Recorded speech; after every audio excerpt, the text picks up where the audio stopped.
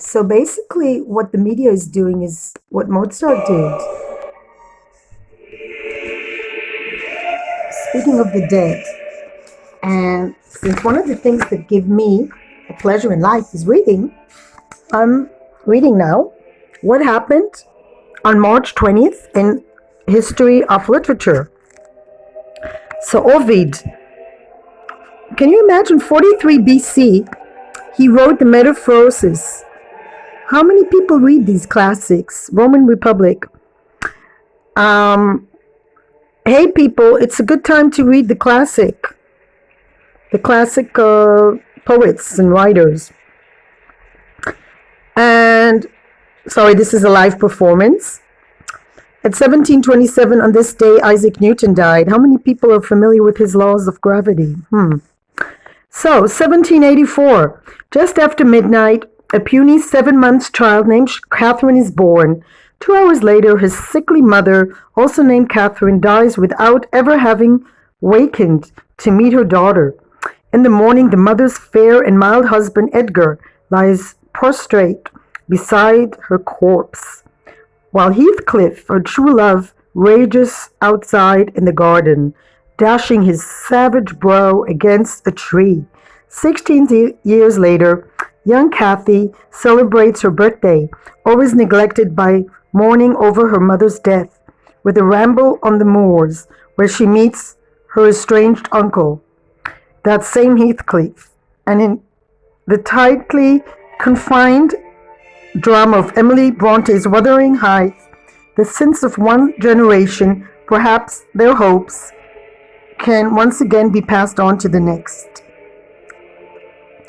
So, unable to pay his gambling debts at the University of Virginia, and by his own accounts, roaming the streets of Richmond, Edgar Allan Poe pleaded for money from his adoptive father, who refused. So money is not that important, people.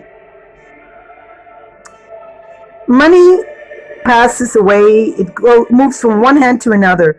But the poetry and the stories of Edgar Allan Poe are absolutely immortal. I think it's a good time to read his stories again, his morbid stories.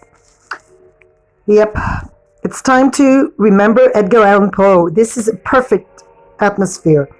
In 1846, Elizabeth Barrett, having received The Raven and other poems from Poe, who dedicated the book to her, I didn't know that, though they had never met, wrote to a friend for advice. What is to be said, I wonder, when a man calls you the noblest of your sex? Sir, you are the most discerning of yours.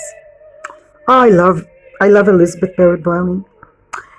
She's the one who wrote, what did she write, actually? Elizabeth Barrett Browning. She wrote something about roses. And she had a dog, like this cute dog that she wrote a book about. Anyway, let's move on. 1963. Having published 6 novels with Jonathan Cape, Barbara Pym receives word by post that they were not interested in her 7th, an unsuitable attachment. Well, we have not exactly lost any money, a second letter explained. We have not made any as a result of publishing these 6 novels. Unable in the era of James Bond and the Beatles to find another publisher for her stories of spinsters and jumble sales, Pym didn't publish another novel until 1977, her nomination as the most underrated novelist of the century in the TLS sparked a revival of interest in her work. Did you ever read a book of hers? So you could do this today. Sparked a revival of interest in her work. An Unsuitable Attachment was finally released after her death. A few years later, one reviewer wrote, the publisher must have been mad to reject this jewel. So, folks, Barbara Pym, it's the time to read her. And we have 1987. Ludo Newman has been counting down to his 6th birthday all year, but he's concerned less with his birthday than his conception.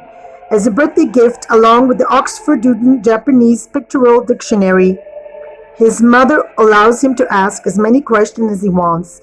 He has just one. Where's my father?